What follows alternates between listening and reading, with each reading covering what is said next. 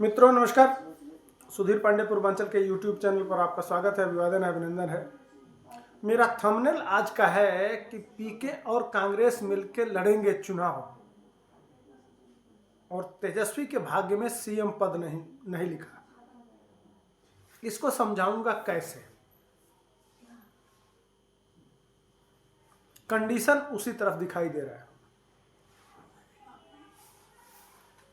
लोकसभा के चुनाव में के पहले इंडिया गठबंधन बना, लालू यादव नीतीश कुमार को आगे किए, वह सब कुछ आप जानते हैं, उधर मैं जाना नहीं चाहता।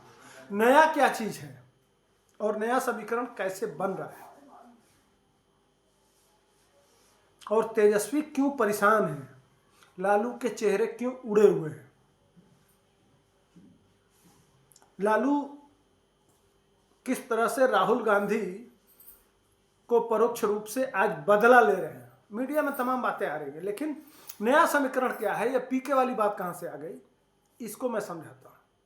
यह कोई नहीं बताएगा। अगर पत्रकार है तो वह नई चीज अगर नहीं लाता है तो फिर कोई मतलब नहीं है। रिसर्च करके मैं बताता हूं आपको। यह जो कुछ भी देख रहे हैं कांग्रेस और आरजेडी के बीच में जो तलवारें खिंची हुई हैं, रोज बयानबाजी हो रही है। लालू यादव ममता बनर्जी को इंडिया गठबंधन का संयोजक बनाने के लिए तैयार है और पूरा जो इंडिया गठबंधन का 2 चुनाव होने के बाद, हरियाणा और महाराष्ट्र के चुनाव होने के बाद जो नया समीकरण बना है, उस हिसाब से राहुल गांधी को किनारे लगाने में लगे हुए हैं बाकी लोग। तो उसके पीछे उसके पीछे भी लालू यादव का हाथ है। आइए बताते हैं आपको। कांग्रेस दरअसल अब विधानसभा की तैयारी शुरू हो गई है। नीतीश कुमार जा रहे हैं बिहार की महिलाओं से मिलने के लिए। लालू यादव ने क्या कहा उस पर वीडियो बनाया हूं, वह बोलना भी नहीं चाहता हूं। मुख्य विषय पे आते हैं। कांग्रेस 70 सीट मांग रही है तो आरजेडी पूछ रही है कि आपको पिछली बार दिया था, आप 15 सीट किसी तरह से निकाले, जिसके वजह से हम मुख्यमंत्री नहीं बन पाए, इसलिए इस बार आपको 70 सीट नहीं देंगे। तो कांग्रेस यह कह रही है कि लोकसभा में हमको कितना सीट दिए थे, 9 सीट दिए थे, हम 3 ठो जीते थे, आप 24-25 ठो लिए थे, कितना निकाले। तो आपका स्ट्राइक रेट बढ़िया है कि मेरा स्ट्राइक रेट बढ़िया है। और पूरे देश में विपक्ष का नेता हम हैं, 100 सीट लेकर बैठे हुए हैं। तो ये खींचातानी है आपस में। अब आता है वोट। यादव वोट आरजेडी के पास फिक्स है, लड़ाई है मुसलमान वोट के लिए। तो आप देखते हैं 2-3 महीने पहले ही ओसामा को लाए लालू यादव, शहाबुद्दीन के बेटे को, ताकि समीकरण, मुसलमानों का समीकरण ठीक किया जाए। यह सब बहुत पहले से तैयारी चल रहा था। पहले भूमिका बनाया जाता है, फिर ग्राउंड पे उतरा जाता है। तो यह पहले से ही भूमिका बनाया गया था अपने वोट को सहेजने के लिए। इधर कांग्रेस भी गेम खेल रही है कि इस बार सरकार बनेगा तो आपको एक अगड़ा उप मुख्यमंत्री और एक अल्पसंख्यक उप मुख्यमंत्री आपको देना पड़ेगा। तो कांग्रेस चाह रही है अपना पुराना वोट, फॉरवर्ड, मुसलमान और दलित, उस पर वो काम कर रही है। उस पर लगा रखा है पप्पू यादव को कि आप उधर जो बॉर्डर का सेंटर है जिसमें 30-40 सीटें हैं, उस पर आप काम करिए। तो उधर वो काम कर रहे हैं। अब इस लड़ाई में कांग्रेस अपने आप को बिहार में स्थापित करना चाहती है। तो स्थापित करने के लिए और जिस नक्शे कदम पे कांग्रेस चल रही है, समुदाय विशेष का वोट, दलित वोट और फॉरवर्ड वोट, उसी पे पीके भी काम कर रहे हैं। तो एक अच्छा नेतृत्व चाहिए। तो उधर पप्पू यादव हो गए और इधर पीके हो गए। इनको अगर नेतृत्व मिलता है तो कांग्रेस अच्छा कर सकती है, एक अच्छा गठबंधन हो जाएगा। आरजेडी अकेले है तो वोट किसका बटेगा, ये अंदर खाने चल रहा है। कांग्रेस के आरजेडी के जगह पे कांग्रेस अपना विकल्प तलाश रही है कि हमें किन किन मुद्दों पे, कई ऑप्शन होते हैं, उसमें एक ऑप्शन पीके भी है। प्रशांत किशोर का जो जन सुराज पार्टी है उस पर भी दाव लगा रही है कि हम इसको भी ले सकते हैं।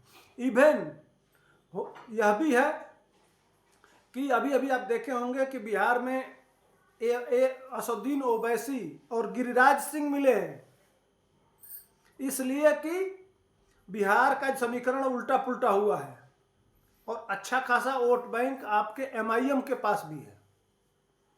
तो हाथ पांव मार रही है कि कहीं एमआईएम से भी गठबंधन हो जाए अगर बिहार में, लेकिन उसका नुकसान हो जाएगा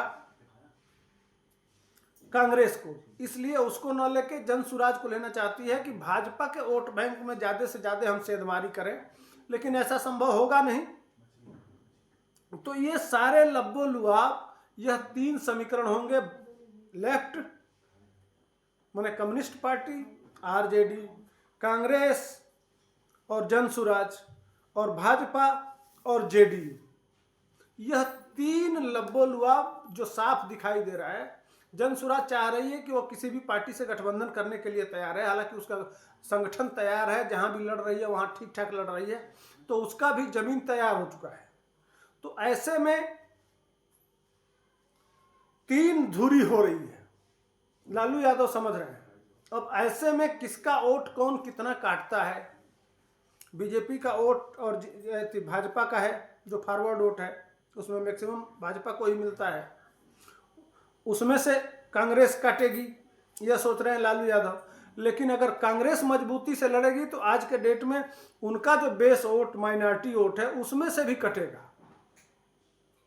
तो ऐसे परिस्थिति में अगर जनसुराज और कांग्रेस मिलकर लड़ते हैं तो ऐसी परिस्थिति में हमको नहीं लगता है कि किसी सूरत में तेजस्वी यादव भविष्य के मुख्यमंत्री होंगे। इस बार बहुत तगड़ी लड़ाई होगी और ऐसे परिस्थिति में बीजेपी और जेडीयू का रास्ता बहुत आसान होगा। और वो अभी अभी एक पोल भी आया है जिसमें 170 सीटें दिखाई गई हैं। मीडिया के माध्यम से सुना हूं, मैं कोई ग्राउंड पे काम तो नहीं किया हूं, लेकिन ऐसा ही कुछ दिखाई, समीकरण में ऐसा ही कुछ दिखाई देता है। जिसके पास दलित वोट होगा, ईबीसी होगा, अदर बैकवर्ड कास्ट, ओबीसी और ईबीसी, यह जो मोटा गठबंधन है, और फॉरवर्ड में से कुछ, यह जो गठबंधन है यह बहुत मजबूत गठबंधन है और इसी को पकड़ के जो लेके चलेगा वही जीतेगा। इसलिए तेजस्वी का हवा इस बार चलने वाला नहीं है, लोकसभा में नहीं चला और इस विधानसभा में भी चलने वाला नहीं है। इसलिए कि पिछली बार लड़ गए थे चिराग अलग, तो उनके पास भी कुछ वोट बैंक ठोस है, वह इस बार इस गठबंधन के साथ है, एनडीए गठबंधन के साथ। तो ऐसी परिस्थिति में उनका, और जीतन राम मांझी भी हैं, तो दलित वोट में मोटा वोट बैंक ऑलरेडी दिखाई दे रहा है एनडीए गठबंधन के पास। तो दलित, ईबीसी और ओबीसी और प्लस फॉरवर्ड, यह बहुत बड़ी लॉबी हो रही है। तो इस बार जो चुनावी समीकरण बन रहा है, देखिए कौन किस पे कितना भारी पड़ता है। चुनाव के मुद्दे आएंगे, उस समय जमीन पे कौन सा मुद्दा होगा उस पर निर्णय होगा। तो ये मेरा विश्लेषण कैसा था, आपको क्या लगा, सोचिए समझिए और अपना कमेंट जरूर दीजिए। जय हिंद, वंदे मातरम।